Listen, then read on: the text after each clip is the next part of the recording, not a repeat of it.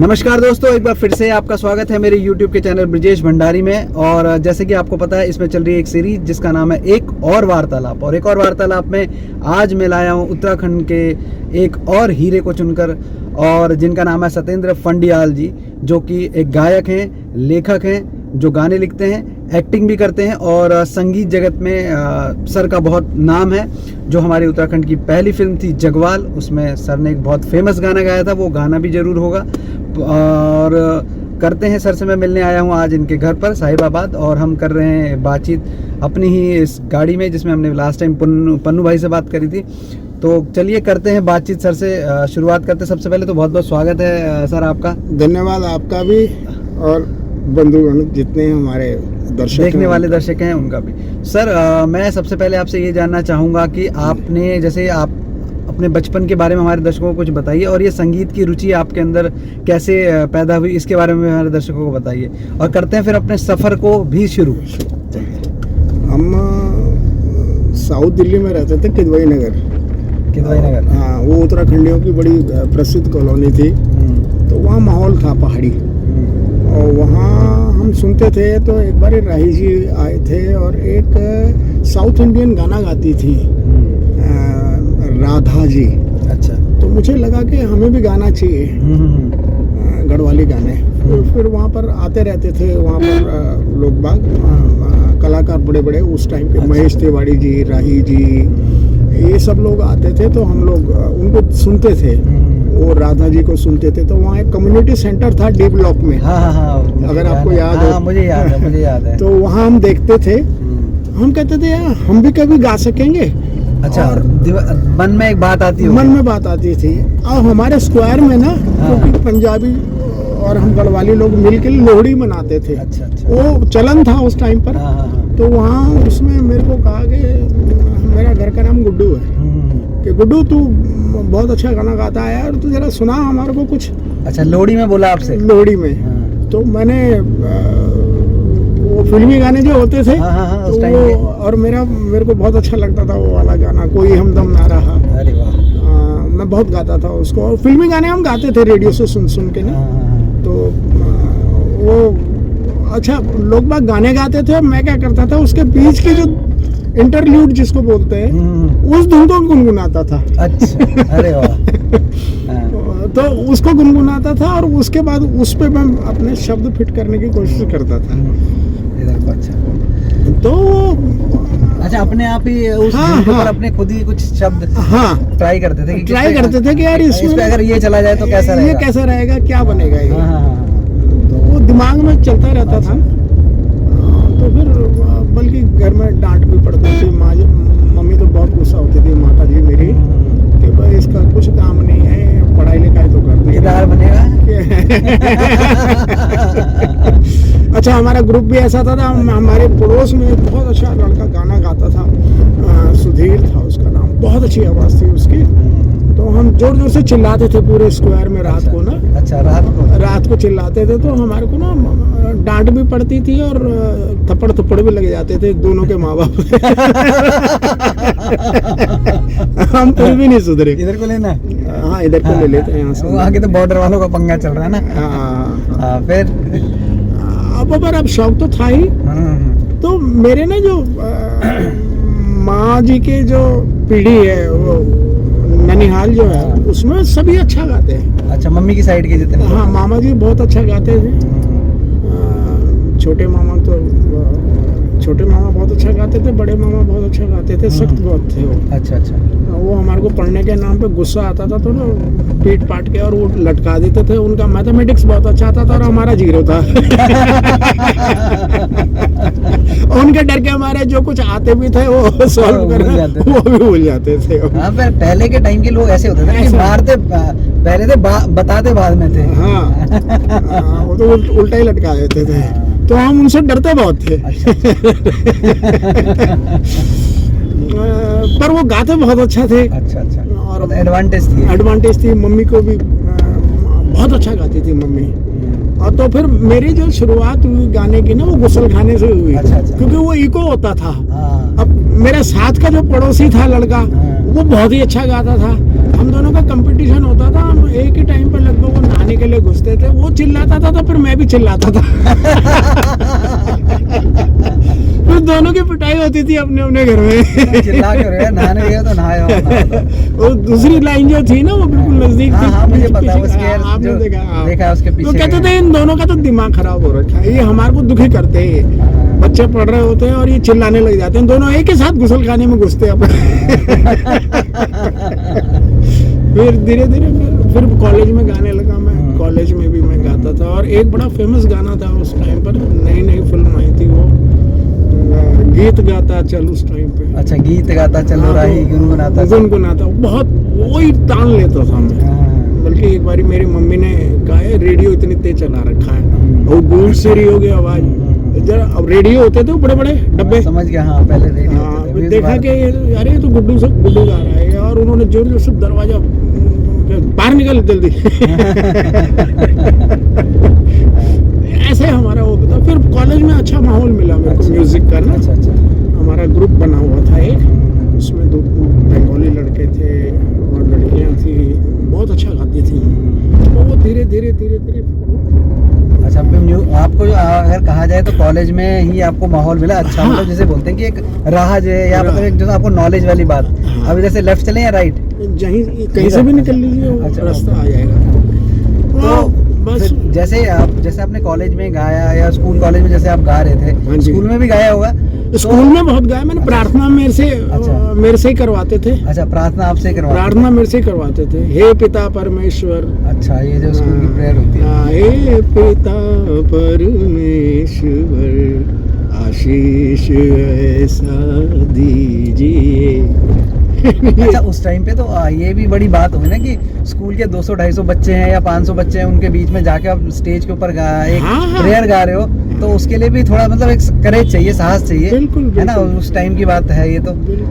तो फिर जैसे अब गाना आपने स्कूल कॉलेज में गाना गाया, और जैसे बता रहे हैं घर में भी थोड़ा सा मतलब म्यूजिक का माहौल था मम्मी वाली साइड।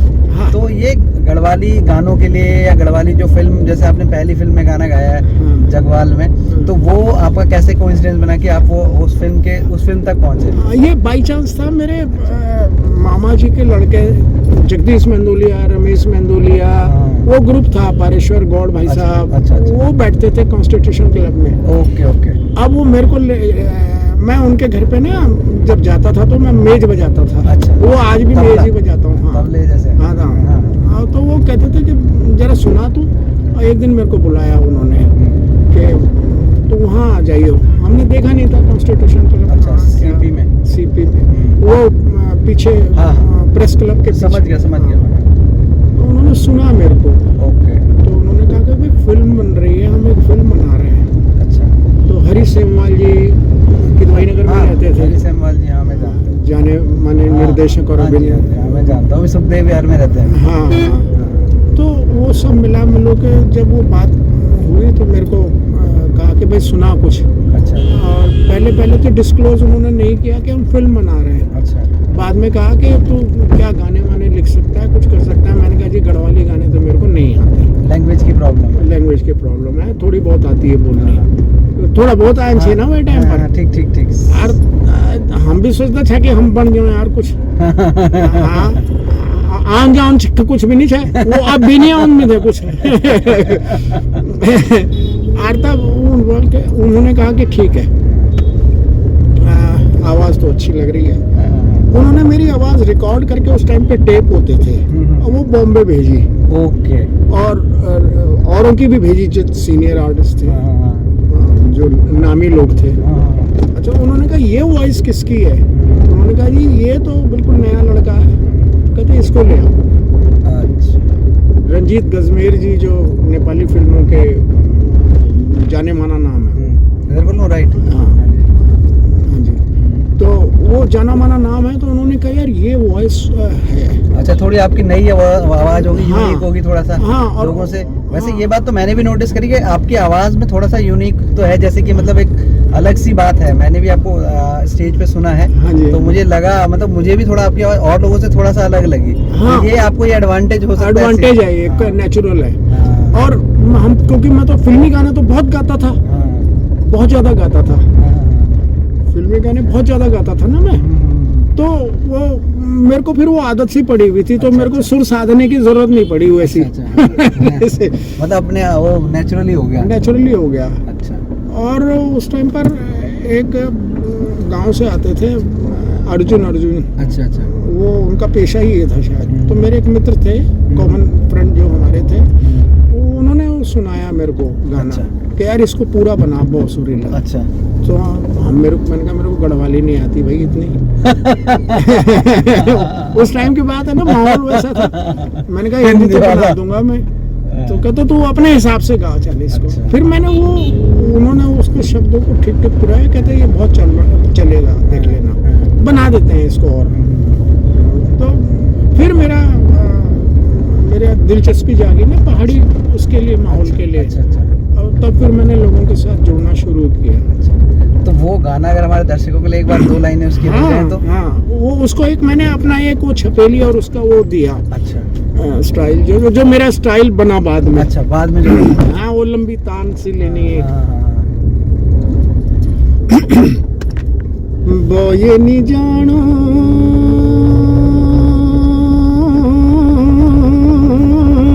बजारा मेरी बहू सुरीला,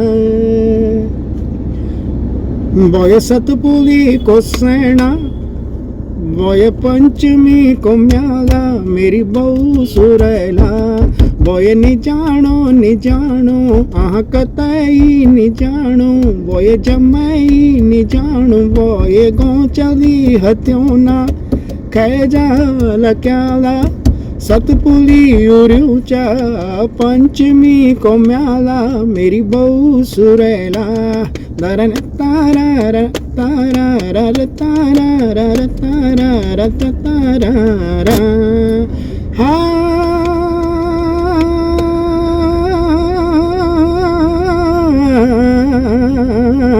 लूण भोरी दूण लूण भोरी दूण सतपुली कते नहीं जानू, जम नहीं जानू, निर्बछोरी बला त्यारा पिछने ही घबरोल हो गया, झगड़ा हो गया। अरे बॉय लेंसी डोन ट्रिंग ट्रिंग ट्रिंग, आहा लेंसी डोन फोन, मेरी बहू सुरेला।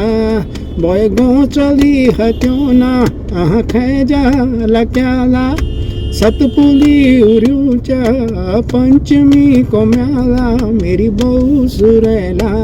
डरा डारा दारा दारा तारा दरे तारा। वाह, बहुत ही बढ़िया, बहुत ही बढ़िया। मैंने आपको गाने के लिए बोला, आपका गाना सुन के मैंने सोचा कि पहले गाड़ी साइड में रोक ली जाए, गाना सुना जाए, उसके बाद फिर हम आगे को चलते हैं, क्योंकि गाना बहुत ही अच्छा है। मैंने उस दिन भी आपको स्टेज पे सुना था तो मुझे बहुत अच्छा लगा था, और ये गाना बहुत ही बढ़िया है, और मतलब एकदम दिल को छूता है गाना। मतलब मैंने तो, आपने जैसे बताया कि ये जगवाल फिल्म का, मैंने भी उसी दिन मेरे को पता चला था कि आपने ये गाना जगवाल फिल्म का है और आपने गाया। ये गाना मैंने सुना था पहले सुना था, पर मेरे को पहले पता नहीं था कि ये गाना आपने गाया हुआ है, क्योंकि पहले तो इतना मुझे वो भी नहीं था, नॉलेज भी नहीं थी, और इतना ध्यान भी नहीं देते थे कि किसने गाया, कौन गा रहा है। बस सुन लिया, गाना अच्छा लगा और आगे चल दिए। तो ये तो बात हो गई आपके इस गाने की। तो फिर उसके बाद आपका सफर आगे कैसे बढ़ा? और मतलब जैसे कि हम जो भी लोग जो मिडिल क्लास के लोग हैं, उन हर एक सब लोगों के बीच में, मतलब समाज की ही हमारी, और सबसे बड़ी बात है जो हमारे उत्तराखंड से आए हुए लोग हैं, यहाँ पर जो हमारे उत्तराखंड से आए हुए लोग हैं, यहाँ पर नौकरी पेशा लोग हैं, उनके मन में हमेशा ये एक आर्थिक असुरक्षा रहती है कि हमारा बच्चा एक अच्छी जगह पे चला जाए, उसको जो है कि मतलब एक उसका प्रॉपर रिसोर्स ऑफ इनकम होना चाहिए, है ना। ये गाना बजाना, एक्टिंग, ये सब चीज़ें तो वो कहते हैं कि ये सेकेंडरी मानते हैं, पर जो मेन उनकी फोकस होता है कि आप एक नौकरी करो अच्छी और अपना घर चलाओ, मतलब अपने आप को समाज में स्टैब्लिश करो। तो आपके सामने भी ये समस्या आई होगी, तो आपने फिर इस चीज़ को कैसे, इस चीज़ से कैसे आप बाहर निकले, और नौकरी के साथ साथ कैसे इन सब चीज़ों को मैनेज कर, आप ये भी हमारे दर्शकों को बताइए। हम जाते रहते थे इधर उधर। अच्छा। और हमारे पास टाइम होता था, पहले सरकारी नौकरी थी। अच्छा। और वो टाइम मिल जाता था। अच्छा। और दिमाग में वही रहता था। वो तो बाद में हुआ कि भाई सैटरडे संडे की छुट्टी मिल जाती थी, तो सेकंड सैटरडे हाफ होता था। हाँ, हाँ। तो वही ट्रैक और ट्रेंड था। इतना टाइम था हमारे पास कि हम मतलब शाम सवेरे और छुट्टी के दिन संडे वगैरह में। तो वैसे भी किदवई नगर तो ये कला का जो हमारे हाँ, उत्तराखंड की कला का तो गढ़ है। गढ़, वो वहाँ आर्य समाज मंदिर था, वहाँ रिहर्सल होती रहती थी। तो फिर मैंने ना पर्वतीय कला केंद्र ज्वाइन किया मोहनदा के साथ। अच्छा, मोहन उप्रेती जी। मोहन उप्रेती जी से मिला मैं। और फिर उसके बाद उन्होंने कहा यार अच्छी आवाज़ तो ठीक लग रही है इसकी, तो उन्होंने कोरस में रख लिया मेरे को। लेकिन वहाँ सिस्टम क्या था कि वो पहले से जो सीनियर्स थे और जिन्होंने वो चीज़ें एक्ट किए हुए थे वो आगे रहते थे। और फिर भी मैंने किया उनके साथ में। अच्छा। तो वहीं दिनेश पांडे जी मिले, वो पुलिस में थे। अच्छा। और गंगा दत्त भट्ट जी मिले। और इधर से इस तरफ से मेरे को ये गढ़वाली फिल्म मिल गई और एक एक्सपीरियंस हो गया। हाँ, मेरे को पता लग गया कि भाई ये गाना कैसे गाया जाए। फिर मैंने सीरियसली उसको सीरियस नोट पे अपने मैंने कहा उसको फिर फॉलो करना शुरू किया। गढ़वाली गाने आज तो जैसे मिल जाते हैं, उस टाइम पर कैसेट का ज़माना होता था। तो मैं जब प्रोग्राम्स वगैरह करने लगा तो फिर उधर नेगी जी आते थे, धीरज अच्छा। नेगी जी के पास, नरेंद्र भाई जी। अच्छा, आदरणीय नरेंद्र भाई साहब आते थे उधर। हाँ जी, हाँ जी। तो वो एक प्योली फिल्म बना रहे थे। अच्छा, ब्योली फिल्म बन रही थी। हाँ, अगर आपको याद हो तो। हाँ जी, हाँ जी। तो उसमें हम रामलीलाएं भी होती थी। बिना रामलीला के तो गढ़वाली आर्टिस्ट कोई बन पाई नहीं है। पुराना वो तो जरूरी सर्टिफाइड होना चाहिए होता था उसको। मैंडेटरी एलिजिबिलिटी जो थी वो यही थी। वो यही थी कि वो रामलीला में गाता है, क्योंकि सबसे बड़ा मंच वही होता था 10 दिन तक लगातार आपको। तो वो सब वो ऐसा होता गया कि उनकी छत में रिहर्सल होती थी किदवई नगर में, एक ब्लॉक में। फिर हम वहाँ जाते थे हम। तो उसमें कुसुम भी थी बुली हमारी, ये हीरोइन जो फिल्म की थी जगवाल की। और भी लोग आते थे, और भी कलाकार आते थे। तो वो एक ग्रुप सा बन गया। एक ग्रुप वो बन गया, एक ग्रुप पाराशर भाई साहब का बन गया। और वो शूटिंग भी धड़ाधड़ हो गई वो उस फिल्म की। हाँ, अच्छा। पौड़ी। अच्छा, पौड़ी में। हाँ, उससे पहले मेरे को वो ले गए, सीधे बॉम्बे ले गए हमें। अच्छा, हमें नहीं पता था कि मतलब आज हम बॉम्बे जा रहे हैं। हम अपने कंबल वम्बल लेके सब कहते ये क्या लेके जा रहे हैं, चलो। तो ये क्या है, मैं पहाड़ का ये क्या है, भाई साहब प्रोग्राम करना है पहाड़ में। कहते पहाड़ नहीं जा रहे, हम बम्बई जा रहे हैं। मैं घबरा गया। अच्छा। मेरे को तो मैंने कहा जी बम्बई में क्या करना है। कहते तूने वो गाने वाने गाए थे ना, तो सेलेक्ट कर लिए उन्होंने गाने। अच्छा। कि ये गाने थे। अच्छा। तो मैंने कहा ठीक है। फिर हम बॉम्बे गए, वो कहानी अलग है। अच्छा। वो किस्सा अलग है। अच्छा। अब जब वो सारी बातें भी हो गई तो यहाँ पर रामलीला में मैं ना कुछ भी मिल जाता था कर लेते थे। जोकरिंग कर लिए, कभी कुछ कर लिया, कभी कुछ कर लिया। गाना जैसे खाली स्टेज हुआ तो खड़े हो गए, चले सत्येंद्र, हाँ चल खड़ा हो जा। तो वो टाइम भी पास होता था और वो अनुभव भी हो जाता था। स्टेज से डर लगना बंद हो गया बिल्कुल। सबसे बड़ी बात होती है फोबिया, स्टेज फोबिया जो होता है। हाँ, वो खत्म हो गया। फिर उसके बाद फिर तो हमारे को ये होता था कि यार आज तो बहुत कम लोग आए हैं देखने के लिए, थोड़े से और बढ़ जाएं। अब वो गाना वाना गाते वाते जब हम बॉम्बे पहुंचे तो क्या कहते हैं, उन्होंने कहा भाई गाना कौन सा गाएंगे। तो फिर वहाँ मेरे को मिले उदित नारायण जी। अच्छा। वो संघर्ष कर रहे थे उस टाइम पर। अच्छा, ये उस टाइम की बात है। हाँ, 82 की बात है। अच्छा, 82 की बात है। हाँ, फिल्म 83 में रिलीज हुई थी। अच्छा। कहा जी ये रंजीत गजमेर जी हैं, ये सुभाष वो तुलसी घिमरे जी हैं, ये भी स्ट्रगल कर रहे हैं। अच्छा। और ये बड़े अच्छे सिंगर हैं, उदित नारायण जी। ओके। और ये रंजीत गजमेर जी हैं, तो वो नेपाली फिल्मों के बड़े अच्छे म्यूजिक होते हैं। आर डी बर्मन के 3rd या 4th असिस्टेंट थे। वो मादल वो इंट्रोड्यूस उन्होंने उसमें करी फुल। हरे रामा हरे कृष्णा में उनकी बजाय। ओके। तो वो असिस्टेंट बन गए थे आर डी बर्मन के। तो वहाँ बहुत सारे असिस्टेंट होते हैं ना, first assistant, second assistant, third assistant, वो सिस्टम होता है वहाँ। तो हमारे को हम गए बॉम्बे और कहा भाई ये लड़का गाता है। फिर उदित को बुलाया, फिर अनुराधा पौडवाल जी को बुलाया। अच्छा। उनका नाम हो गया था। तो बड़ी खूबसूरत सी और नीली आंखों वाली थी अनुराधा दीदी।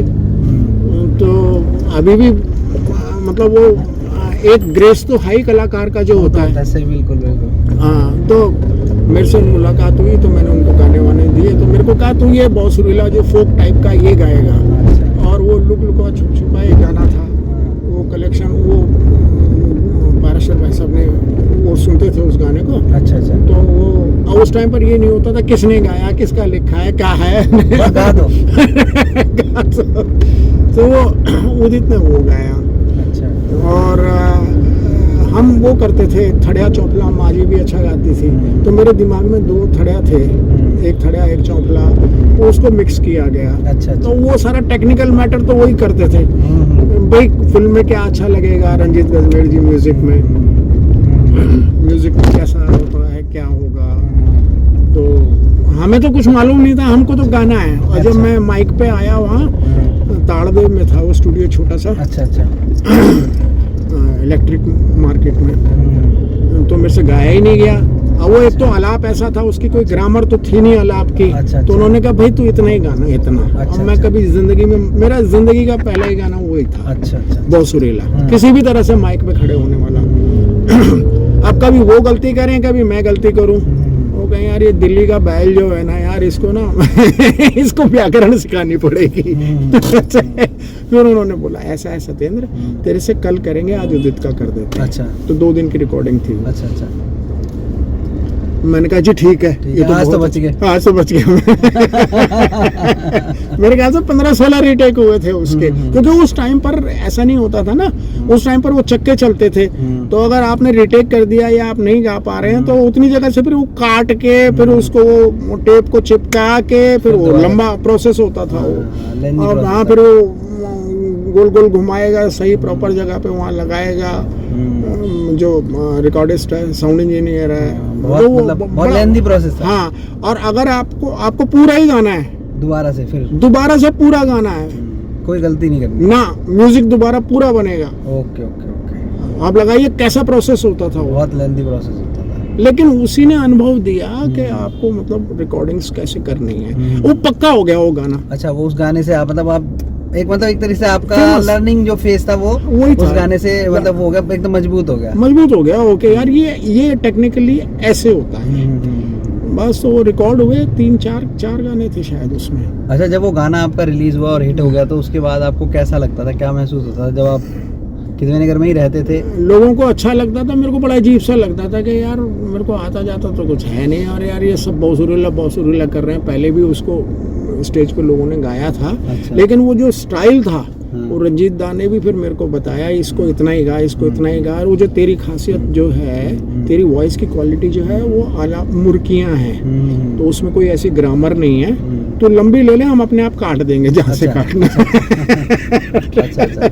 तो उसको खुल के गा। अच्छा, वही चीज उस टाइम पर, हाँ, छपेली स्टाइल की ना, जो वही चीज उनको लोगों को पसंद आई। और वो एक तो वॉइस थोड़ी नई थी, मेरी जो वॉइस थी लोगों के लिए नई थी। बिल्कुल बिल्कुल बिल्कुल। तो वो कॉम्बिनेशन अच्छा। फिर म्यूजिक ऐसा था कि छड़ बजी हुई है, और उसके बाद वो टेम्पो बहुत अच्छा बना हुआ था उसका, तो वो हिट हो गया वो। फिर उसके बाद ये सफर आगे कैसे बढ़ा फिर, मतलब फिर मेरे को बुलाना शुरू कर दिया लोगों ने रिकॉग्नाइज करने लग गए और काम के लिए बुलाने लग गए। उसके बाद मतलब क्या क्या काम करा फिर आपने उसके बाद? एक तो क्या होता है, कई बारी आपका कोई एक गाना बहुत फेमस हो जाए ना, एक्सपेक्टेशन बढ़ जाती है, और दूसरे आप पे लेबल लग जाता है। अच्छा, कि आप इस टाइप का ही गाना गाते हैं यार, वो बांसुरीला आज तक आपने देखा भी होगा कि मतलब मेरे पास अब तो गाने हैं बहुत अच्छे, मैं खुद भी लिख ही रहा हूँ, कंपोज कर रहा हूँ। केदार में आपने देखे ही हैं। बिल्कुल बिल्कुल। केदार का म्यूजिक आप ही बता सकते हैं कैसा है। केदार का म्यूजिक बहुत बढ़िया म्यूजिक था। वो तो मैं आपको उसी दिन बोला था, जब जिस दिन मैंने मूवी देखी थी, वो गाना सुना था ना आपका पहला जो नंबरिंग में गाना आता है, हाँ, वो सुन के मैंने आपको बोला था कि वो गाना मतलब म्यूजिक बहुत अच्छा है, सुकून मिलता है, बहुत सुकून मिलता है, मतलब आपको कनेक्ट करते हो आप कहीं ना कहीं उस म्यूजिक से। तो अब वो जब वो हुआ तो उन्होंने कहा इसकी ना वॉइस अलग है, टेक्सचर जो होता है ना वॉइस का, सबका नेचुरल होता है। बिल्कुल बिल्कुल। तो वो कोई खरीद के नहीं ला सकता, वो पैसे से भी इतना कमाल नहीं हो सकता। एक टेक्सचर जो होता है ना, एक गॉड गिवन होता है। मेरे पास गॉड गिवन है, और मैं अभी तक जो गा रहा हूँ, फिर लोग मिलते गए, बनते गए, तो फिर मेरे को उसी गाने के बाद फिर नेगी जी ने बुलाया मेरे को। अच्छा। वो गाना हिट हुआ था। उन्होंने कहा सत्येंद्र तुम मेरे साथ काम कर। तो उन्होंने मेरी एक जो वॉइस की जो क्वालिटी थी उनको पता लग रही थी कि उनको समझ में आया जो स्टाइल जो था मेरा। फिर उन्होंने एक बड़ा फेमस गाना मेरे से गवाया कौथिक पिक्चर में। अच्छा, कौन सा गाना था वो? सुन सो तू की बाता सुन की अंधेरी रता भुयानी धरणा छन हतुनी लीणा छन हाय मिजाज सरको हाय मिजात बकी बाता सुन की अंधेरी रता ए घूम जा घूम जा घूम जा घूम जा घूम जा रे घूम जा बैठ। आज तक लोग उसको जो पुराने लोग हैं उसको सुनते हैं। कई लोगों ने स्टेज पे उसको बहुत डांस वगैरह भी किए हैं उस पे। ये गाना और अच्छा पॉपुलर हो गया। मतलब यूनिक था ना, वो हर गाना पहले गाने से यूनिक था। हाँ। और उसमें फिर उसके बाद फिर मेरे को 2-3 काम और मिले। फिर एक मधुली पिक्चर बना रहे थे एक मिस्टर सुरेश भट्ट, वो नहीं बना पाए। फिर मेरी मुलाकात हुई गोपाल बाबू गोस्वामी जी से। अच्छा। उनके साथ हम बॉम्बे में प्रोग्राम किया हमने षणमुखानंद में। वो 1 दिन का प्रोग्राम था। वो प्रोग्राम इतना हिट हुआ कि उन्होंने हमारी टिकट कैंसिल करके और हमारा दूसरा शो भी षणमुखानंद में बुक कर लिया। तो एक की जगह हमारे को दो शो किए हमने। आप गए थे एक शो के लिए, पर वहाँ 2 शो मिल गए हमारे को। अच्छा। हर एक का एक टाइम होता है। बिल्कुल बिल्कुल सही हो, सही सही। ना उसके बाद फिर और भी 1-2 फिल्में करी मैंने, वो आई नहीं। और वो पर संगीत चलता रहा। संगीत फिर मेरे को स्टेज आर्टिस्ट क्योंकि मैं परफॉर्म करता हूँ स्टेज पे। आपने देखा भी होगा। मैंने देखा था। तो मेरा एक अपना स्टाइल है। फ्री होके आप पूरा स्टेज कवर करिए और गाइए। आप उनको जो ऑडियंस है ना, आप जब तक उसको अपना नहीं करेंगे तब तक नहीं होता। आप खड़े खड़े गा देंगे माइक पे तो वो अजीब सा लगता है। मतलब क्योंकि जब आपके हाथ में माइक है और आपका पूरा स्टेज आपका है, तो आपको जब तक आप पब्लिक से कनेक्ट नहीं कर पाएंगे तो वो आपका कनेक्टिविटी चाहिए। हाँ, आपका शो नहीं है वो। हाँ। और हुआ क्या, जगवाल के टाइम पर दिनेश कोठियाल भाई थे, अच्छे एक्टर। हरी सिंहवाल जी थे। हम दो को उन्होंने देखा, तुलसी घिमरे जी ने, ये तो कॉमेडियन भी बहुत अच्छा है। अच्छा अच्छा। तो हमारी जोड़ी बना दी धर्मा नैनू की। अच्छा। तो हम वो गांव के बिगड़े हुए लड़के हैं जो 2, और वो मेरे से एक्टिंग भी करा दी। लेकिन मैंने कान पकड़े, एक्टर तो हूँ मैं, एक्टर तो मैं हूँ भाई, कॉमेडी कर दी है मैंने, है ना। मैं बात करते हुए आपने देखा होगा मैं वैसे ही रहता हूँ। तो उन्होंने उस चीज का नोट किया और मेरे को धर्मा नैनो बना दिया, हम दोनों को। और वो जोड़ी इतनी हिट हुई कि वो लाडो बसंती एक फिल्म आई थी उसी टाइम पे, वो सेम जोड़ी उस फिल्म वाले डायरेक्टर ने रिपीट करी। रूंडे खुंडे वाली जो थी, वो रूंडे खुंडे वाली, वो जगवाल से प्रेरित थी। मतलब उन्होंने वहाँ से कैरेक्टर उठा लिया। हाँ, वो दोनों कैरेक्टर उठाए उन्होंने। रूंडा खुंडा जो था ना। हाँ, हमारा था धर्मा नैनू। हाँ, वो पिक्चर उसी टाइम पे आई थी। हाँ, मैं समझ गया आप जिसकी आप बात कर रहे हो, रूंडे खुंडे। तो हाँ, एकदम उसके बाद आई वो लाडो। मतलब वो भी एकदम प्योर, जैसे बोलते हैं ना कि मतलब देहाती कैरेक्टर थे। और उन्होंने वहाँ पर भी वो बिल्कुल देहाती, मतलब वो सिर्फ स्टेट चेंज था, वो हरियाणा दिल्ली यूपी, मतलब हरियाणा। उन्होंने देखी थी ये फिल्म, उन्होंने देखी थी हमारी जगवाल, और वो देखी थी तो उन्होंने उसको कैरेक्टर को दोनों कैरेक्टर हमारे इतने फेमस हुए। और मेरे को क्या था, मेरे को बनाया था कि वो क्लियर नहीं बोल पाता। अच्छा। अटकती है उसकी वॉइस। तो फिर मेरा एक वो डायलॉग था टंटाना, फिल्मी। अच्छा, फिल्मी था उसमें। हाँ, फिल्मी था वो। क्या? हाँ भाई, क्या अरे चीज टंटाना, वही चलता था वो लोगों ने बड़ा पसंद करा। तो वो वहीं पर बनी वो बात, कॉमेडी की टाइमिंग की बात होती है। टाइमिंग की बात उस टाइम पे जैसे जो चीज क्लिक कर जाए और जो आपके नेचुरल हो जाए। अब जैसे जगवाल के लिए एक राष्ट्रीय छेत्री बुलाई थी, वो आई नहीं बहुत दिनों तक, वो लेट आई। और वहाँ आके उनको तुलसी घिमरे जी ने, हीरोइन जो थी जगवाल की, राष्ट्रीय छेत्री थी वो फिल्मों में, दार्जिलिंग कलिंगपोंग की थी वो। अब जब नहीं आई तो फिर अब गढ़वाली बोलने में भी दिक्कत, फिर डबिंग भी करो, ये भी करो, वो भी करो, तो कुसुम को हीरोइन बना दिया। ऐसे ही होता था, आपदा में अवसर। आपदा। अब वो बहुत अच्छा कर गई है। नहीं, उन्होंने बहुत अच्छा अभिनय किया उसने। और डंडरियाल जी थे निर्देशक थे, वो माने हुए। अब मैं जैसे ऐसे आपसे बात कर रहा हूँ तो एक बात ऐसे दिमाग में आई, जैसे मतलब आपकी लाइफ है, आपने जैसे अपना अनुभव इतने सारे बताए कि आप ये कर रहे थे, गवर्नमेंट जॉब भी कर रहे थे और गाना भी गा रहे थे, गाना लिख भी रहे थे, एक्टिंग भी कर रहे थे, तो इन सब चीज़ों का समन्वय कैसे करते थे? क्योंकि परिवार भी तो आप बताते समन्वय नहीं हो पाता है। हाँ ना, वही मतलब परिवार को कैसे समय देते थे आप, परिवार के साथ कैसे इन सब चीज़ों का समन्वय कैसे होता था कि परिवार में भी शांति बनी रहे? मतलब जिसे बोलते ना शांति तो नहीं बनी कभी भी। पहाड़ी उस टाइम पर तो पहाड़ी आर्टिस्ट होने का मतलब ये होता था कि वो सन्यासी है, सन्यासी, इसका कोई पता नहीं ये कब खा रहा है, कब आ रहा है, कब जा रहा है ना, और मतलब मिलता क्या है। हाँ, ये सबसे बड़ा क्या है? हाँ, आउटपुट क्या है? हाँ, इसका आउटपुट आपको क्या मिल रहा है? कुछ मिल रहा है? अगर वही आपके हाथ में 10,000 की गड्डी आ जाए, वो 10,000 की गड्डी अगर घर में रख दोगे, आपके एक ये लो जी मेरी इस फिल्म का ही 10,000 रुपए मुझे मिला, तो फिर घर वाले भी शांत। तो वो आज भी है और उस टाइम पर भी था। ये तो होता ही है भाई, सीधा आर्थिक रूप से जब सक्षम, या तो हमारे पास इतना पैसा हो, इतना सब कुछ हो के हम सब कुछ कर लें, है ना, हमको चिंता ना हो।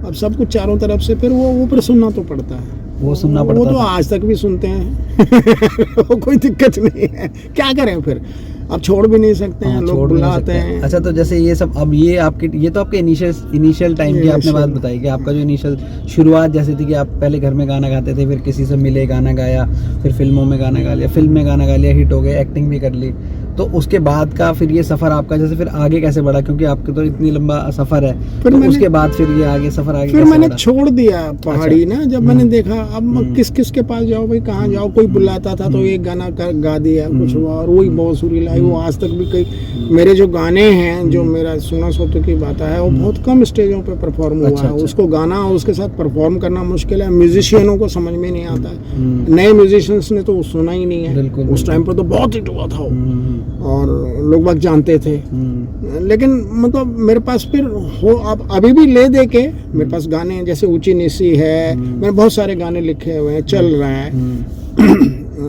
2-3 गाने अच्छे हिट हुए हैं, और फोक गाता था मैं, और पर वो सबसे पहले दिक्कत कहाँ आती है कि अगर मैं कोई बहुत अच्छा जैसे ऊंची नीसी सुनाना चाहूँ ऑडियंस को, अब वो टाइम ही नहीं, अब तो वो शरारा, क्रीम पाउडर, अब वही टेम्पो चाहिए सबको।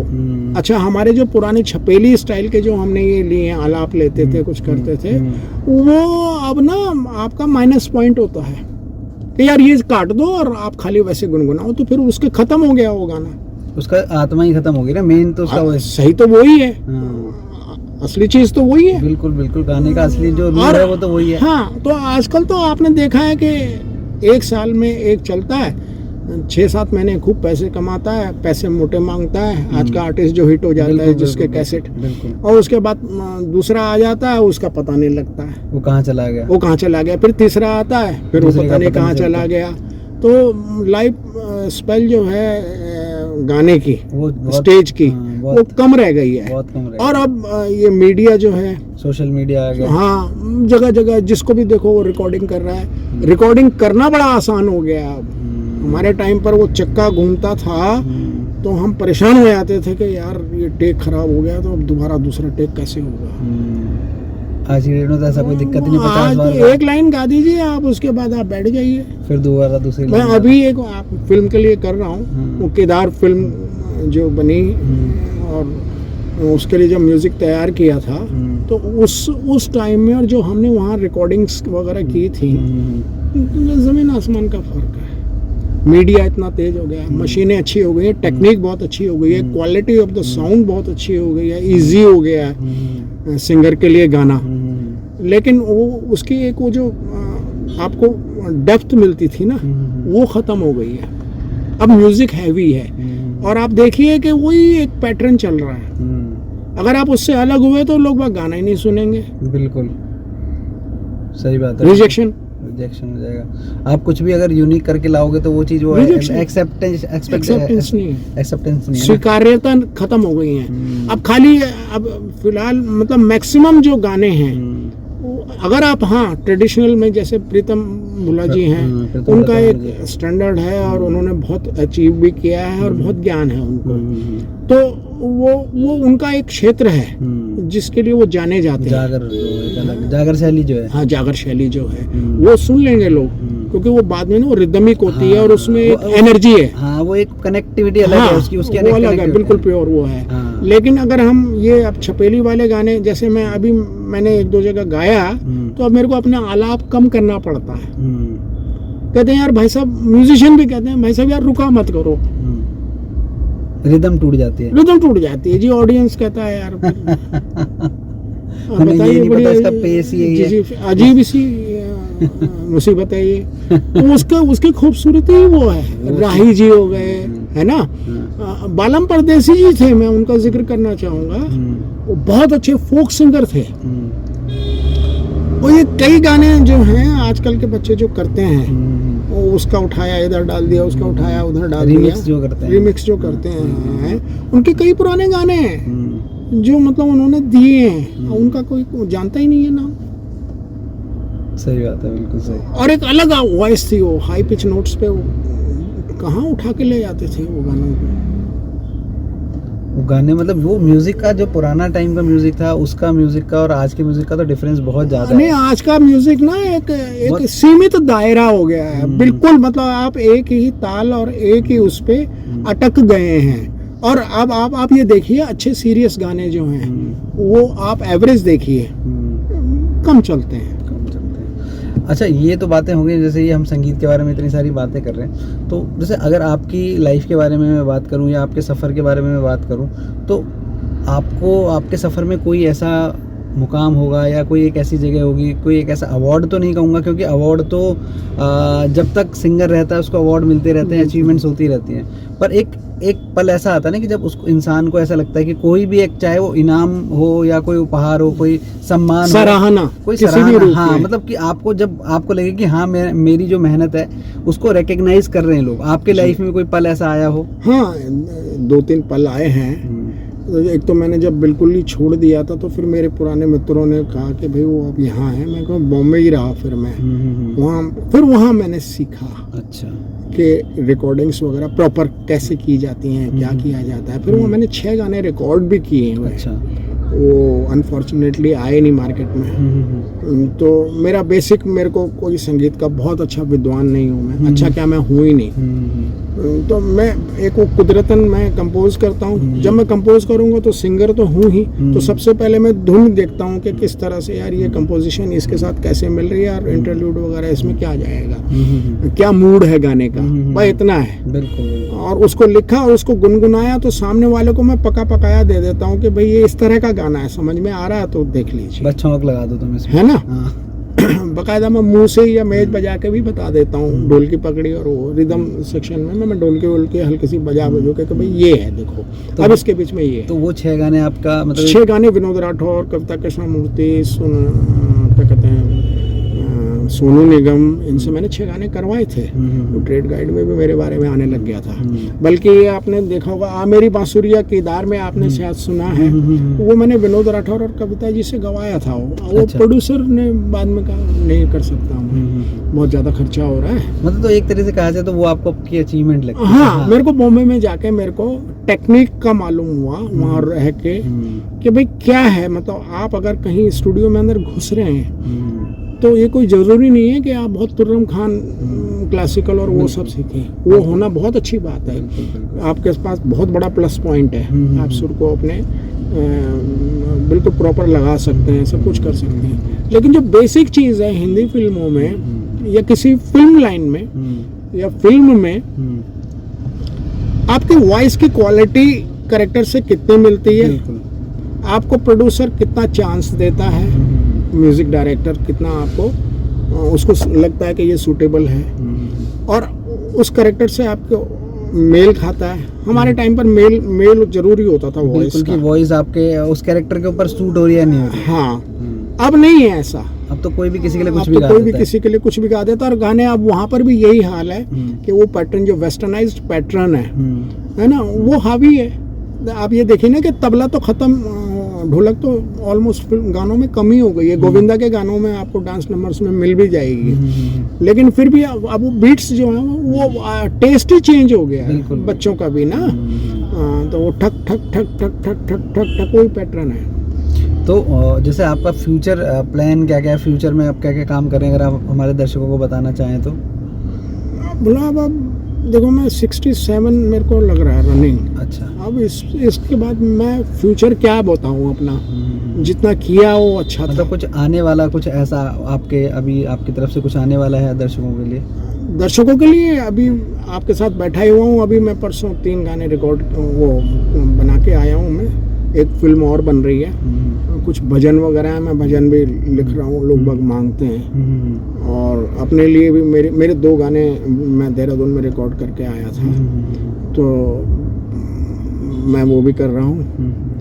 और मेरा जो मतलब धन्यवाद मैं उन सबको देता हूँ जिन्होंने मेरे को बुलाया, जिन्होंने मेरे को यहाँ तक पहुँचाया। पारेश्वर भाई साहब, जगदीश मेंदोलिया, रमेश मेंदोलिया, दिनेश कोठियाल जी, ये जो हमारा ग्रुप था, कुसुम बोली, इन्होंने बैक किया, हमारे को पुश किया।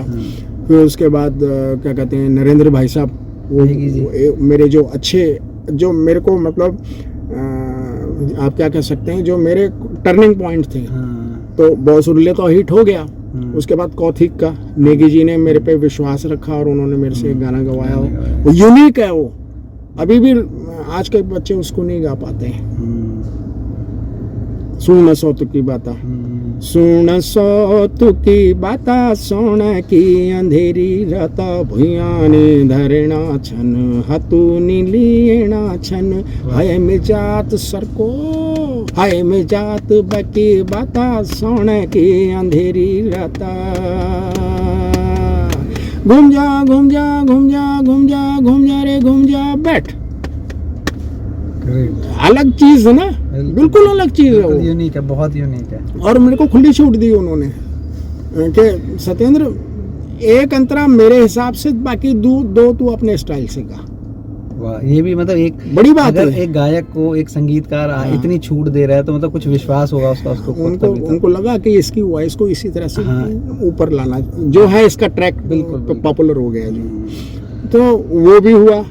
फिर उसके बाद जब फिर बीच में मैंने हिंदी, मैं टच में नहीं रहा, इधर उधर बॉम्बे वगैरह में मैं जाता रहा, बल्कि वहीं रहा मैं। तो वहाँ से संपर्क हुआ। एनॉक डैनियल सर ने वो अरेंजिंग की थी मेरे गानों की, बल्कि वो ये केदार में डाले हैं वो मैंने।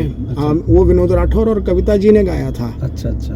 अनफॉर्चुनेटली अब वो मेरे पास वो कैसेट वैसेट वो कुछ भी नहीं है, वो उस जमाने की थी वो। आ मेरी बांसुरिया तुझको होठों से लगा लूं, तररम तरम दिन दिन दिन दिन दिनक दिन। ये आपने देखी है फिल्म? हाँ मैंने देखी है। हाँ, तो वो फिर वॉइस को मैंने फिर उस हिसाब से अपने बेस, जो मेरे जितना गा सकता हूँ बेस, वैसा लिया था मैंने। दीपा पंत ने गाया। और एक गाना उसका टाइटल जो है, केदारो हे चल अकेला, हे केदारो। ये बॉम्बे में मैं नटराज स्टूडियो में बैठा हुआ था, तो एक प्रोड्यूसर आए, उन्होंने कहा भाई फिल्म बनानी है, एक ही गाना है। साउथ सिद्दीकी, वो ब्लैक बेल्ट थे उसमें, मार्शल आर्ट में एशियन चैंपियन थे वो। उन्होंने कहा एक ही गाना बनाना है। और मैं बैठा हुआ था नटराज स्टूडियो में, वो एक पेड़ सा, बहुत फिल्मों में आया हुआ, बैठा हुआ था मैं। तो योगेश भारद्वाज जी, जो चीफ असिस्टेंट हैं बॉर्डर के और रिफ्यूजी के, वो मेरे जान पहचान हुई, कॉमन फ्रेंड थे। राकेश भट्ट वो फिल्मों में करते थे, वो एकता कपूर के साथ में जुड़ा हुआ था वो गुलाम। तो उन्होंने मेरे को इंट्रोड्यूस करवाया और हम वहीं बैठे हुए थे, क्योंकि वो जाते रहते थे शूटिंग्स वगैरह में। मैं बैठा हुआ था, तो उन्होंने कहा ये करते हैं जी। वो योगेश भारद्वाज जी ने कहा कि ये बॉर्डर के चीफ असिस्टेंट डायरेक्टर थे। फिर उन्होंने एक शबनम मौसी भी बनाई थी। अच्छा, मैं समझ गया। हाँ, तो शेड्यूल की जो वो है, मेयर भी रही हैं। तो जब बैठे पे बात हुई, तो हमने कहते ये है सिचुएशन। तब तक ना मेरे को अनुभव हो गया था कि क्या मांग। मैंने कहा सर आप बिल्कुल नरेट कर दीजिए कि क्या है, मैं कोशिश करूंगा। कहते कल परसों तक दे देना, 5-7 दिन है अभी। मैंने कहा ठीक है। अब मैंने वो बनाया क्योंकि स्टोरी दिमाग में घुस गई थी, उसकी एक्टिविटी घुस गई थी, तो तब मैंने वो गाना बनाया था। बाबा हे चल अकेला हे बाबा चल अकेला। तो केदार में आपने देखा होगा जब हीरो एक्ट कर रहा है, वो सब कर रहा है, तो दिमाग में मैंने कहा यार ये काम कर रहा है तो इसमें क्या म्यूजिक आना चाहिए। तो दिमाग में चला तो मैंने वही दिमाग में जो धुन चल रही थी मेरे, वो मैंने कहा यार इसमें क्या इंस्ट्रूमेंट होना चाहिए। तो वो मैंने कहा यार इसमें ना इलेक्ट्रिक गिटार होनी चाहिए।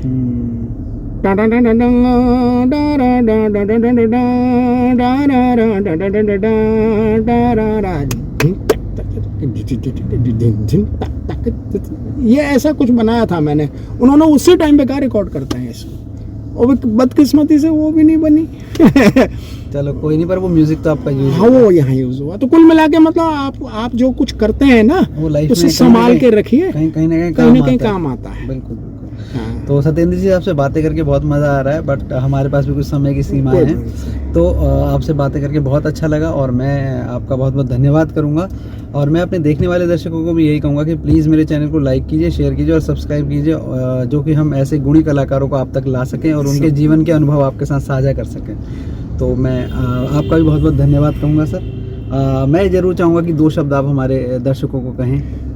आप सबका धन्यवाद है, आप हैं तो हम लोग हैं। बिल्कुल बिल्कुल। और थोड़ा सा आप अपने आप भी थोड़ा सा एक विनती है आप सबसे, हम जो पुराने लोग हैं वो बहुत सारी चीज़ों के बारे में थोड़ा सा हम उसको करते हुए आए हैं, जैसे छपेली है, आलाप हैं, पुराने पहाड़ी आलाप हैं, तो आप उनको भी सुनिए। बिल्कुल, उनको भी सुनिए। और कहीं अगर वो आलाप करते समय रुक भी रहे हैं तो खाली आप मतलब वो एक टेम्पो पर शादी में गा दिया, वो कर दिया, तो आप शादी और ब्याहों तक सीमित मत रहिए। कला का बहुत बड़ा क्षेत्र, वो नुकसान होने वाला है कल को। बिल्कुल बिल्कुल। पैटर्न आप चेंज करिए, हम नई यंग जनरेशन के खिलाफ नहीं है, लेकिन जो हमने गाए, जो हमसे पहले किसी ने गाए लोक संगीत, उसके उस पद्धति को आप बरकरार रखिए। और मैं सबका धन्यवाद देता हूँ। और जैसे ग्रुप हैं हमारे जिनसे मैं जुड़ा हूँ या जो मुझे बुलाते हैं, तो बहुत सारे नाम हैं, जैसे यूका है, पर्वतीय लोक कला मंच है, और हमारे ये कालका जी वाले मित्र लोग हैं, और डॉक्टर सतीश कालेश्वरी हैं, उन्होंने बहुत बूस्ट किया, वो बहुत पॉजिटिव हैं। कहते कोई नहीं तो दोबारा से शुरू कर। और भी मदन खंडूड़ी जी हैं, म्यूजिक, मैं उनके पास जाता हूँ तो कुछ मिलता है मेरे को उनसे। तो और भी बहुत हैं। और पुराने लोग जो हैं हमसे पुराने थे, हम तो उनके धूल के बराबर भी नहीं है। मैंने हीरा सिंह राणा जी के साथ भी काम किया है, कोरस में गाया है, मोहन उप्रेती जी से शुरुआत करी थी। और ये सारे लोग जो है ना, इन्होंने मेरे को प्लस पॉइंट दिए। मेरी कमियों को नहीं देखा उन्होंने मेरी उस चीज़ को देखा कि हमको इसको ऐसे। सबसे पहले तो पारेश्वर भाई साहब का धन्यवाद है, पाराशर गौड़ जी का, जिन्होंने उस टाइम पर समझा कि यार इस लड़के से हम काम करवा सकते हैं, ये अच्छा रहेगा। तो बॉम्बे से लेकर यहाँ तक मेरे को लोगों ने बड़ा सपोर्ट किया, आज भी करते हैं। आप देखिए मैं 68 साल का हो गया हूँ, अभी भी मुझे लोग बुला रहे हैं, मेरे को ये मेरे लिए बहुत बड़ी बात है। बिल्कुल बिल्कुल सही बात, बिल्कुल सही। मेरे ख्याल से 68 साल का बहुत कम सिंगर बचे हैं जो प्लेटफॉर्म जिनको मिला है और वो परफॉर्म कर पाते हैं। बिल्कुल बिल्कुल सही बात। उम्र का फर्क तो पड़ ही रहा है। बिल्कुल बिल्कुल। तो मैं धन्यवाद कहूँगा अपने देखने वाले दर्शकों को भी, और सर को भी धन्यवाद कहूँगा। आपका धन्यवाद, आपने मुझे फिर दोबारा से आप मेरे को वार्तालाप के जरिए लोगों तक पहुंचा रहे हैं, हमारे बंधुओं तक। ये तो आपका बड़प्पन है सर, और आप जैसे कलाकारों को आगे ले जाना ही मेरा जो एक मुहिम है, मेरे एक जो सोच है, वो ये कि आप जैसे लोगों को दर्शकों तक लाना जो बहुत ज़रूरी है, और दर्शकों को आपके गाने ही नहीं, आपके मन की जो बातें हैं वो भी लोगों तक आनी चाहिए। वो एक फेज जो था उसमें अच्छा बुरा बहुत कुछ देखा है, बहुत जोखिम उठाए हैं, और उनका भुगतान हम अभी तक कर रहे हैं। और एक सीधी सी बात यह है कि समर्थ को नहीं दोष गुसाई, सामर्थ्य को नहीं दोष गुसाई। सीधी सी कहानी ये है। अगर आप को लोग बहुत ज़्यादा बुला रहे हैं, आप कह रहे हैं जी हमको 50,000 दीजिए, 60,000 दीजिए, आपका हक है, मांगने का, क्योंकि आर्टिस्ट को भी ये पता है कि आज मेरे को 50 मिल रहे हैं, कल 5 ही मिलने वाले हैं। बिल्कुल बिल्कुल सही और आज 5 मिल रहे थे तो हो सकता है एक आध हिट हो जाए। हम्म। तो वो 1 या 2 गाने हिट होने से आपकी पूरी लाइफ का पूरी ना चेंज तो हो जाता। पैसा तो आप कमा लेंगे, लेकिन इतना भी क्या कमाएंगे, इतना भी क्या कमा पाएंगे आप, है ना। फिर कोई एक दूसरा आ जाएगा, फिर एक तीसरा आ जाएगा, फिर चौथा आ जाएगा। आप अपने आप को बरकरार रखिए। फोक जो लोक संगीत है हमारा, उस पर ध्यान दीजिए। आज प्रीतम भरतवाण जी हैं, उनकी एक अपनी जगह है, उच्चतम शिखर पर पहुंचे हैं वो, है ना। उच्चतम शिखर पर पहुंचे हैं वो इसलिए नहीं पहुंचे कि वो खाली उन्होंने वो डिंक टिपड़ करा। उन्होंने पहले उसको सीख उनको मिला, वो ज्ञान मिला उनको किसी, है ना, उनको भी किसी ने दिया होगा। बिल्कुल बिल्कुल, है ना। नेगी जी हैं, उन्होंने इतनी साधना करी है, तो आज मतलब वो उस लायक हो गए। हम तो इन महान विभूतियों के नाखून के बराबर भी नहीं है ना, हमको कुछ ऐसा आता है। हमको तो जब कोई बोलता हम कर देते हैं, भाई लिख लिया, हाँ भाई दिमाग में ये आ गया और ये कर लिया। बिल्कुल बिल्कुल। मैं सबका धन्यवाद देना चाहता हूँ जो शुरू में जिन्होंने मुझे अवसर दिए और जिन्होंने आज अवसर दिए, और जो मेरे मित्र हैं और बिल्कुल पारिवारिक रूप से वो मेरे भले बुरे के बारे में सोचते हैं। तो जैसे यूका है, पर्वतीय लोक कला मंच है, और केदार फिल्म की टीम है, और उससे पहले बहुत सारे मेरे अपने मित्रगण हैं। तो जैसे चंद्रकांत नेगी जी, हेमपंत भाई, स्वर्गीय भाई साहब हमारे गंगादत्त भट्ट जी, वो वाली टीम, और इधर देवाधामी जी, द्विवेदी जी, इनके द्विवेदी जी यूका वाले, और यूका वाले सारा यूका मुझे बहुत प्यार देता है।